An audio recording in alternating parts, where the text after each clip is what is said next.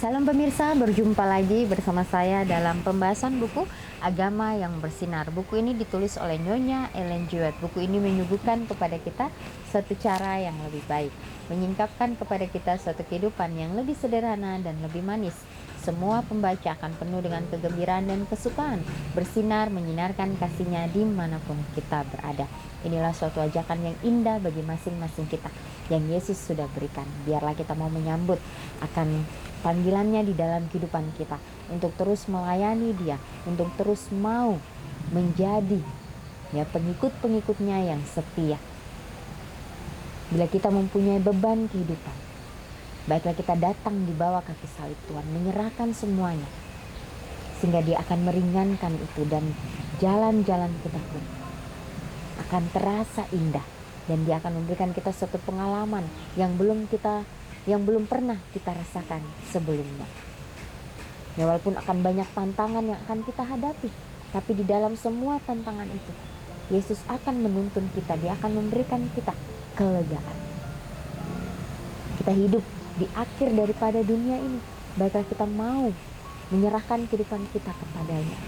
Ya, karena si jahat itu akan terus bekerja keras untuk membuat kita lengah, untuk membuat kita ragu, untuk membuat kita khawatir. Ya, tapi jangan pernah kita takut, karena Tuhan ada di dalam kehidupan kita. Dia pastinya akan menolong kita bila kita mau dituntun olehnya. Pada saat ini kembali lagi, saya mengundang akan seluruh anggota keluarga dan saudara-saudara semua dapat berkumpul bersama-sama. Kita akan mempelajari nasihat firman Tuhan pada saat ini, dan biarlah rencana-rencana indah Tuhan itu akan menjadi bagian masing-masing kita. Kita akan masuk ke dalam judulnya, kita akan menjadi seperti Dia. Ayatnya terdapat dalam 1 Yohanes 3 ayat 2. Saudara-saudaraku yang kekasih, sekarang kita adalah anak-anak Tuhan, tetapi belum nyata apa keadaan kita kelak. Akan tetapi kita tahu bahwa apabila Kristus menyatakan dirinya, kita akan menjadi sama seperti Dia, sebab kita akan melihat Dia dalam keadaannya yang sebenarnya. Mereka yang mengasihi Tuhan akan memiliki pengetahuan yang cerdas tentang Dia. Gambar Tuhan akan terpancar dari wajah hamba-hambanya, dan mereka akan diakui secara terbuka sebagai putra dan putri Tuhan. Ketika di dunia, mereka tidak mengklaim sebagai milik mereka, dan Tuhan menetapkan pada meterainya bahwa mereka adalah miliknya. Surga akan menjadi milik mereka yang menginginkannya dengan keinginan yang kuat, yang mengerahkan upaya sebanding dengan tujuan yang mereka cari. Pikiran mereka akan memperoleh surga dan akan tertuju pada hal-hal surgawi. Tetapi mereka yang semua terseret oleh kegembiraan dan kesenangan dunia ini tidak akan memiliki kasih apapun untuk Tuhan atau surga. Ditulis di Review and Herald 13 Mei 1890 halaman 290 ya. Jadi mereka yang mengasihi Tuhan akan memiliki pengetahuan yang cerdas tentang Dia. Ya, kalau kita mengasihi Tuhan, ya kita akan diberikan pengetahuan atau hikmat bagaimana Tuhan kita sudah menuntun kehidupan kita. Ya, gambar Tuhan akan terpancar dari wajah hamba-hambanya. Ya, dan mereka akan diakui secara terbuka sebagai putra dan putri Tuhan. Ya, ketika di dunia mereka tidak mengklaim sebagai milik mereka, dan Tuhan menetapkan pada meterainya bahwa mereka adalah miliknya. Ya, surga akan menjadi milik mereka yang menginginkannya dengan keinginan yang kuat. Ya, jadi bukan kita yang membela akan diri kita, tetapi Tuhan kita yang ada di surga. Ya, kita tidak bisa mengandalkan diri kita, tapi baiklah kita terus mengandalkan Tuhan kita, sehingga Dialah yang akan menuntun kita ke arah mana yang harus kita tempuh, yang harus kita jalani di dalam kehidupan kita. Surga akan menjadi milik mereka yang menginginkannya dengan keinginan yang kuat, ya, yang mengerahkan upaya sebanding dengan tujuan yang mereka cari. Ya, pikiran mereka yang akan memperoleh surga akan tertuju pada hal-hal surgawi. Tetapi mereka semua yang terseret oleh kegembiraan dan kesenangan dunia ini tidak akan memiliki kasih apapun untuk Tuhan atau surga. Jadi kita harus berhati-hati.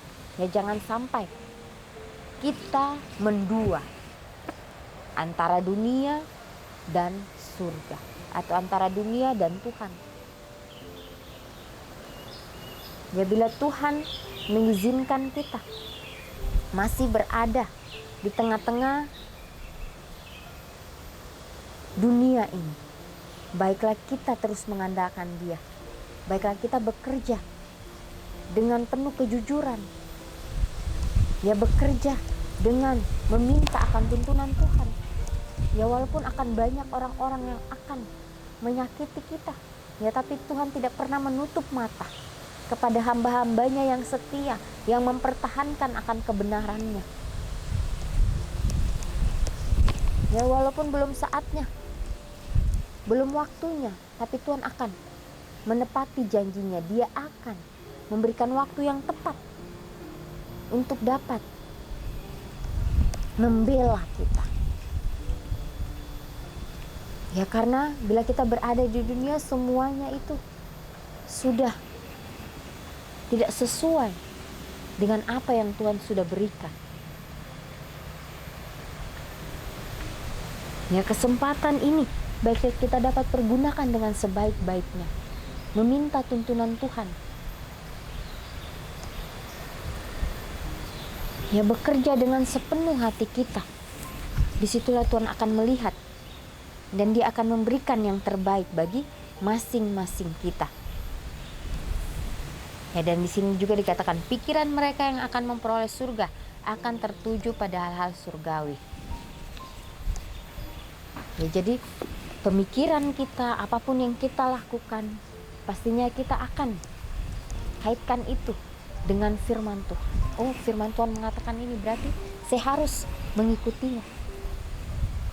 Ya, jangan juga kita menjadi orang yang kaku, ya, atau menjadi orang yang hanya terpaku dengan apa yang diberikan, tapi biarlah kita dapat fleksibel dimanapun kita berada. Ya, itu hanya kita dapatkan bila kita meminta itu kepada Tuhan dengan sungguh-sungguh, bahwa inilah jalan kebenaran. Ya, sehingga orang lain juga dapat melihat itu. Ya, sebagaimana Yesus pada saat Dia berada di dunia, Dia bisa masuk ke kalangan yang lebih besar, ke kalangan yang lebih kecil. Itulah yang Yesus lakukan supaya semua orang dapat menerima Dia. Ya, walaupun banyak orang-orang yang menolaknya, tetapi Yesus terus melakukan apa yang Bapaknya perintahkan di dalam kehidupannya. Karena Dia tahu bahwa dunia ini akan segera berakhir, sehingga Dia melakukan yang terbaik, memberikan yang terbaik. Walaupun akan banyak cemoohan yang Yesus akan alami di dalam kehidupannya, akan banyak hinaan yang Dia alami, tapi Dia terus mau melakukan itu di dalam kehidupannya, sehingga pada akhirnya Dia harus berkorban. Dan dari pengorbanan yang Dia sudah berikan, banyak orang-orang yang menyadari bahwa inilah Yesus datang ke dunia. Begitu pula dengan murid-muridnya. Mereka mengerti, mereka memahami apa yang harus mereka lakukan. Ya, jadi dibutuhkan pengorbanan. Segala sesuatu yang kita hadapi di dunia ini pastinya dibutuhkan pengorbanan. Ya, kalau kita mau, baiklah kita melakukan itu di dalam kehidupan kita. Ya, karena Tuhan akan memberikan kita kesanggupan, memberikan kita kekuatan untuk terus menjalani akan apa yang Tuhan kehendaki di dalam kehidupan kita masing-masing. Mereka yang tidak senang memikirkan dan berbicara tentang Tuhan dalam hidup ini tidak akan menikmati kehidupan yang akan datang, di mana Tuhan selalu hadir berdiam di antara umatnya. Tetapi mereka yang suka memikirkan Tuhan akan menghirup atmosfer surga. Mereka yang di bumi yang menyukai pemikiran tentang surga akan bahagia. Nabi berkata, mereka akan melihat wajahnya dan namanya akan tertulis di dahi mereka. The Review and Herald, 13 Mei 1890, halaman 289 dan 290. Ya, jadi inilah janji yang Tuhan sudah berikan kepada kita. Mereka yang tidak senang memikirkan dan berbicara tentang Tuhan dalam hidup ini tidak akan menikmati kehidupan yang akan datang, di mana Tuhan selalu hadir berdiam di antara umatnya. Ya, jadi betapa pentingnya untuk kita merenungkan akan kasih Tuhan di dalam kehidupan kita masing-masing. Ya, memikirkan bagaimana pengorbanan Tuhan itu di dalam kehidupan kita. Ya, sehingga kehidupan kita boleh selalu berada di jalan kebenarannya. Ya, mereka yang suka memikirkan Tuhan akan menghirup atmosfer surga. Mereka yang di bumi yang menyukai pemikiran tentang surga akan bahagia. Ya, walaupun kehidupan kita sangat sederhana, tetapi bagaimana Tuhan selalu hadir di situ, disitulah kebahagiaan yang belum pernah kita rasakan sebelumnya. Ya, tak bernoda dan penuh kegembiraan di hadapan kemuliaannya. Dalam mempersembahkan mereka dibeli dengan darahnya kepada Bapa, Kristus berkata, "Sesungguhnya inilah aku dan anak-anak yang telah diberikan Tuhan kepadaku. Yang engkau telah berikan kepadaku, aku telah menjaga mereka." Oh, betapa ajaibnya kasih yang menembus itu. Kesukaan besar saat itu bila mana Bapa memandang mereka yang sudah ditebus itu, akan melihat gambarnya, perselisihan karena dosa dihapuskan, kutukan dosa dibuangkan, dan sekali lagi manusia selaras dengan ilahi. Ditulis di dalam Alfa dan Omega Jilid 8 halaman 682. Ya, jadi inilah, sesungguhnya inilah aku dan anak-anak yang telah diberikan Tuhan kepadaku. Yang engkau telah berikan kepadaku, aku telah menjaga mereka. Ya, jadi bagaimana Tuhan kita adalah Tuhan yang penuh dengan keadilan, yang akan selalu menuntun kita di jalan kebenaran itu. Ya, baiklah kita mau menerima ya akan panggilan Tuhan di dalam kehidupan kita masing-masing untuk menerima akan jalan kebenaran itu, dan kita pun dapat jalan di jalan yang Yesus sudah siapkan untuk kita. Ya, sehingga disitulah kebahagiaan yang kita akan alami. Ya, walaupun kita berada di dunia ini, dunia yang fana ini, tetapi Tuhan memberikan kita kesempatan untuk ya menerima akan kasih, menerima akan damai surga itu. Ya, pekerjaan banyak.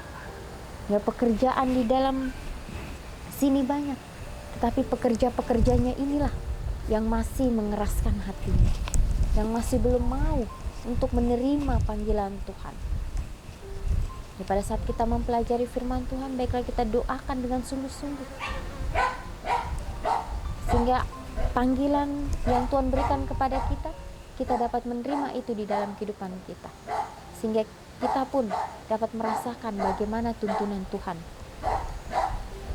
yang kita sudah alami dalam kehidupan kita masing-masing. Ya, dikatakan bahwa kita akan menjadi seperti Dia. Ya, untuk menjadi seperti Dia ini adalah suatu perjalanan yang cukup panjang.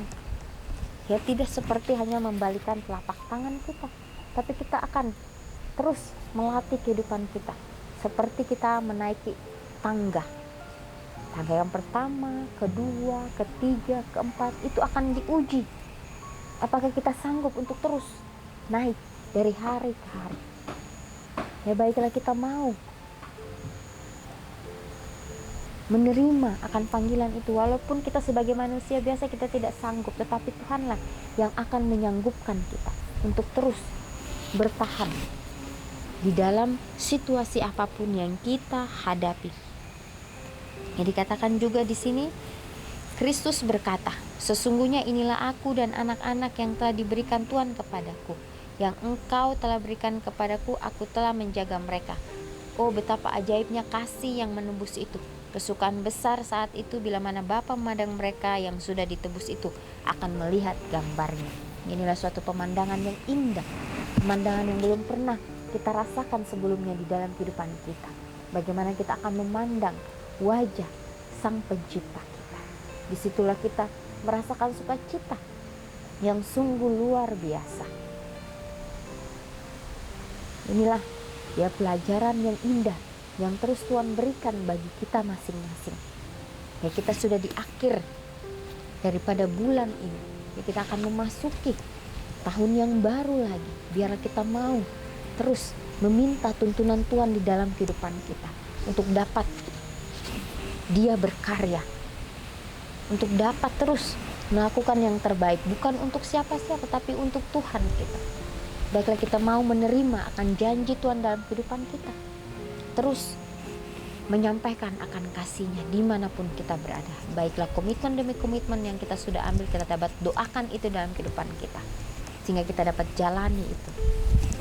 Ya pemirsa, inilah nasihat firman Tuhan pada saat ini. Kita akan berjumpa lagi di kesempatan yang berikutnya dan Tuhan memberkati.